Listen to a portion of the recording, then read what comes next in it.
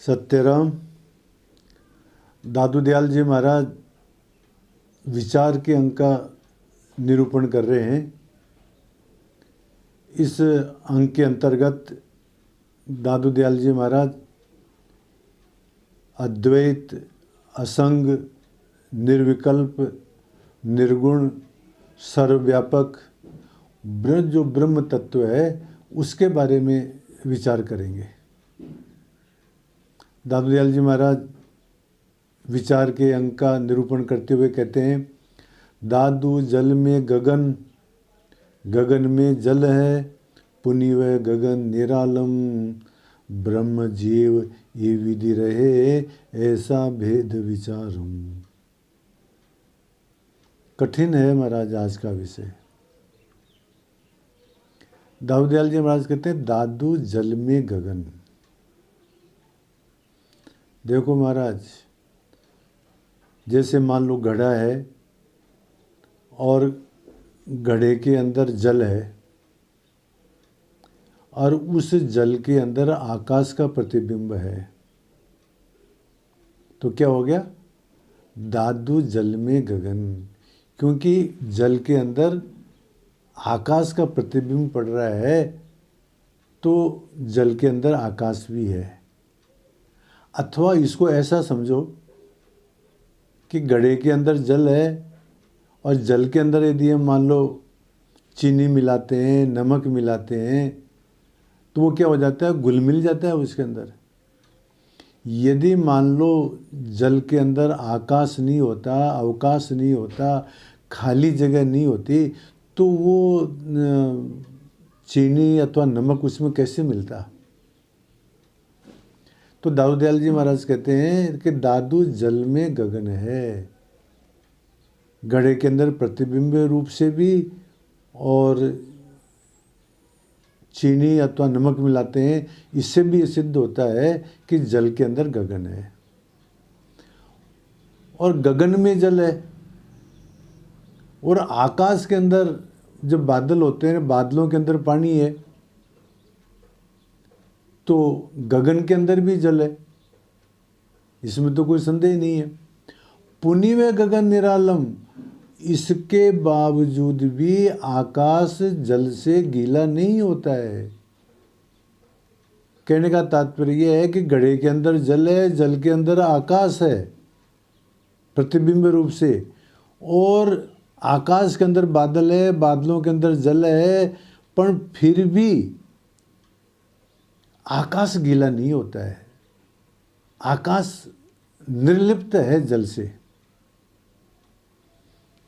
इसी प्रकार से दादू दयाल जी महाराज कहते हैं, ब्रह्म जीव ये विधि रहे। ब्रह्म और जीव का भी इसी प्रकार का संबंध है। जिस प्रकार से आकाश निर्लिप्त है, इस प्रकार से ब्रह्म भी क्या है? निर्लिप्त है महाराज। ऐसा भेद विचारम, इस प्रकार का विचार करना चाहिए।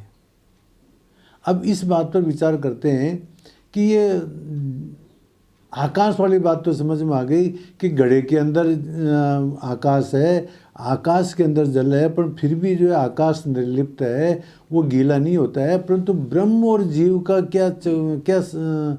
किस प्रकार से निर्लिप्त है, तो वो बात को इस प्रकार से समझो कि जीव क्या है?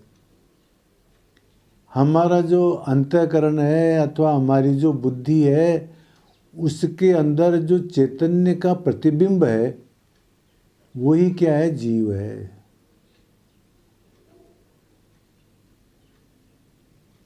बुद्धि के अंदर कूटस्थ चैतन्य का जो प्रतिबिंब है, वो क्या है? जीव है। और वो जो बुद्धि है, वो किसके आश्रित है? वो चैतन्य के आश्रित है। बुद्धि भी चैतन्य के आश्रित है, और बुद्धि के अंदर जो प्रतिबिंब है वो जीव है। तो जीव के बाहर भी और भीतर भी चैतन्य है, ब्रह्म है। फिर भी जो जीव के अंदर जो अल्पज्ञ अल्पज्ञत्व आदि जो धर्म है वो धर्म चैतन्य के अंदर नहीं है, ब्रह्म के अंदर नहीं है। ब्रह्म क्या है? ब्रह्म बुद्धि के अंदर चैतन्य है और उसके बाहर भी है, उसके बावजूद भी अल्पज्ञाति धर्मों से वो क्या है? अलग है। जिस प्रकार से आकाश पानी से अलग रहता है, ठीक इसी प्रकार से ब्रह्म जो है वो भी जो है अल्पज्ञाति गुणों से अलग है। जीव जो अपने को सुखी दुखी मानता है उससे वो अलग है। जिस प्रकार से जल आकाश घड़े के अंदर भी है और जल जो है आकाश के अंदर भी है, फिर भी निर्लिप्त है, इसी प्रकार से यहाँ पर दादू दयाल जी महाराज इस प्रकार से कहते हैं कि बुद्धि के अंदर भी चैतन्य का प्रतिबिंब है, इसलिए उस बुद्धि के अंदर भी क्या है? जीव है, वो ब्रह्म है। और वो जो बुद्धि जो है वो ब्रह्म के ही, चैतन्य के ही आश्रित है, फिर भी चैतन्य जो है वो अल्पज्ञाति गुणों से अलग है। ये बात दादू दयाल जी महाराज कहते हैं और इसको कहते हैं कि इस पर विचार करना चाहिए।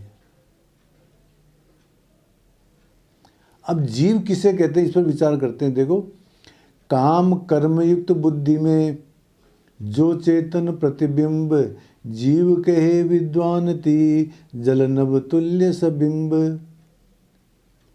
काम कर्मयुक्त बुद्धि में जो चेतन प्रतिबिंब, बुद्धि के अंदर जो चेतन का प्रतिबिंब है उसको जीव कहते हैं। जिस प्रकार से घड़े के अंदर जल और जल के अंदर आकाश का प्रतिबिंब है तो उसको जलाकाश कहते हैं, ठीक इसी प्रकार से बुद्धि के अंदर जो चैतन्य का प्रतिबिंब है उसको जीव कहते हैं। और वो जो जीव है वो ब्रह्म के ही आश्रित रहता है। तो ये तो जीव की परिभाषा हुई। अब ब्रह्म किसे कहते हैं? अंदर बाहिर एक रस जो चेतन भरपूर विभु नभ सम सो ब्रह्म है, नहीं नेड़े नहीं दूर। अंदर बाहिर एक रस, घड़े के अंदर भी घटाकाश है और बाहर भी महाकाश है।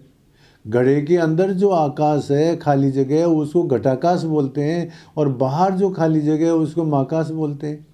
तो अंदर बाहर एक रस जो चेतन भरपूर, जिस प्रकार से आकाश घड़े के अंदर भी है और घड़े के बाहर भी है, इसी प्रकार से चेतन भी महाराज सभी जगह है। विभु नभ सब सो ब्रह्म है। जिस प्रकार से नभ जो है व्यापक है, इसी प्रकार से ब्रह्म भी क्या है? व्यापक है। जैसे आकाश सब जगह रहता है, इसी प्रकार से ब्रह्म सब जगह रहता है। नहीं नेड़े नहीं दूर, वो ब्रह्म न तो पास में है और नहीं दूर है। इस प्रकार से दादू दयाल जी महाराज यहाँ उस ब्रह्म को असंग, निर्लिप्त और सब जगह व्यापक ये बात बता रहे हैं।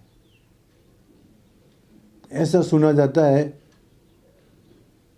कि दादूपंथी निश्चलदास जी महाराज ने विचार सागर ग्रंथ का निर्माण किया और उस विचार सागर के निर्माण के अंदर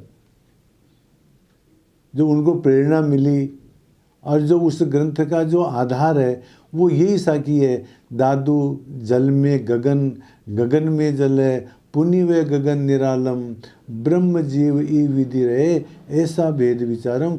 इस एक साखी को ही लक्ष्य लेकर के, मान करके और निश्चलदास जी महाराज ने विचार सागर ग्रंथ का निर्माण किया और वो अपने आप में एक अद्वितीय ग्रंथ है महाराज। हिंदी के अंदर वेदांत को समझने के लिए उसके बराबर और कोई ग्रंथ नहीं है। तो इस प्रकार से दादू दयाल जी महाराज इस साखी के अंदर ये बताते हैं कि जिस प्रकार से घड़े के अंदर आकाश है, जैसे आकाश के अंदर जल है, फिर भी जो है आकाश निर्लिप्त है, ठीक इसी प्रकार से ब्रह्म भी बुद्धि के अंदर जो प्रतिबिंब है चैतन्य का, और जो जीव जो है बुद्धि किसके आश्रित है, चैतन्य के आश्रित है। अर्थात जिस प्रकार से आकाश घड़े के अंदर भी है, घड़े के बाहर भी है, पर वो जल से निर्लिप्त है, इसी प्रकार से महाराज जो ब्रह्म है वो जो है बुद्धि के अंदर भी है और बुद्धि के बाहर भी है, फिर भी वो निर्लिप्त है। ये बात दादू दयाल जी महाराज इस साखी के अंदर बताते हैं। सत्य राम।